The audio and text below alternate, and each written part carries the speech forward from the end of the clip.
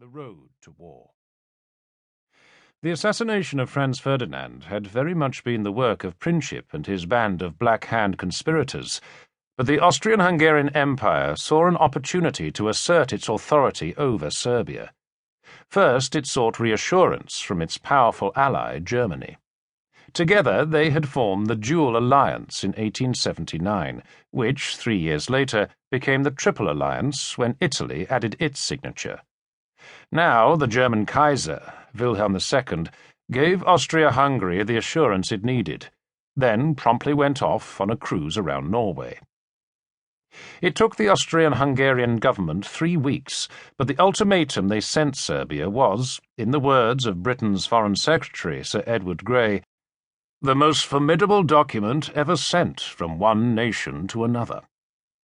Serbia was given 48 hours to comply with 10 demands, specifically designed to humiliate and therefore be rejected. Although the Serbs agreed to 8, it was never going to be enough for the bellicose Austrian-Hungarians, and on the 28th of July, they declared war on Serbia. Events now moved quickly, one triggering off another. In response to this declaration of war, Russia, which saw itself as protector of Serbia, began to mobilize. France, Russia's ally since 1892, offered her its support. In response, the Germans gave Russia 12 hours to halt its mobilization. The deadline passed. Thus, on the 1st of August, Germany declared war on Russia, and 2 days later, on France. "The sword has been forced into our hand," claimed the Kaiser. The Schlieffen Plan. Germany now faced a war on both its western and eastern borders, a war on 2 fronts. But it was a prospect they had long anticipated. In 1905, the then German Chief of Staff, Count Alfred von Schlieffen, had devised a plan for such an eventuality. Russia, he surmised, not incorrectly, would take up to 6 weeks to mobilize its armies, allowing Germany time to defeat France. In order to avoid the line of fortifications on the Franco-German border, the German army would have to advance through neutral Belgium in a huge sweeping movement. "Let the last man on the right brush the channel with his sleeve." Having knocked out Belgium, it would swing south, covering 20 kilometers a day and encircle Paris.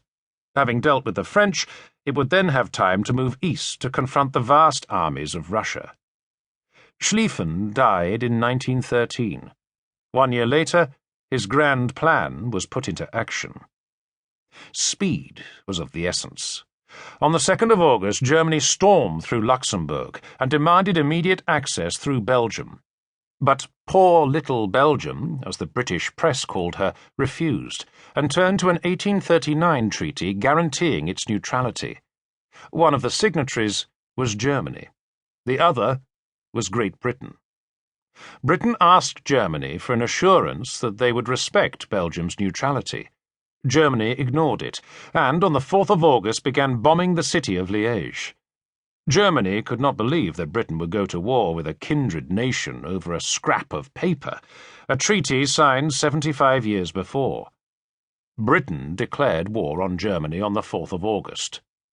Sir Edward Grey, gazing out from the Foreign Office, remarked, "The lamps are going out all over Europe. We shall not see them lit again in our lifetime." Grey, in his gloominess, was in a minority. The rest of Europe rejoiced at the prospect of war. Everywhere, civilians gathered in town squares to celebrate. Young men anticipated adventures of daring do and chivalry. "It'll all be over by Christmas," the British army was told.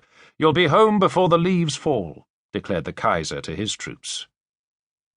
For the Russian Tsar, Nicholas II, a victorious war would stifle the murmurings of revolution that was infecting his kingdom. For France, still chafing over its defeat in the Franco-Prussian War in 1871, war offered a chance to re-establish its reputation. Unlike her European counterparts, Britain had no standing army. Only a small professional force, the British Expeditionary Force, BEF, numbering a mere 100,000 men, compared, for example, to Germany's 1.1 million. It was this tiny army that arrived in northern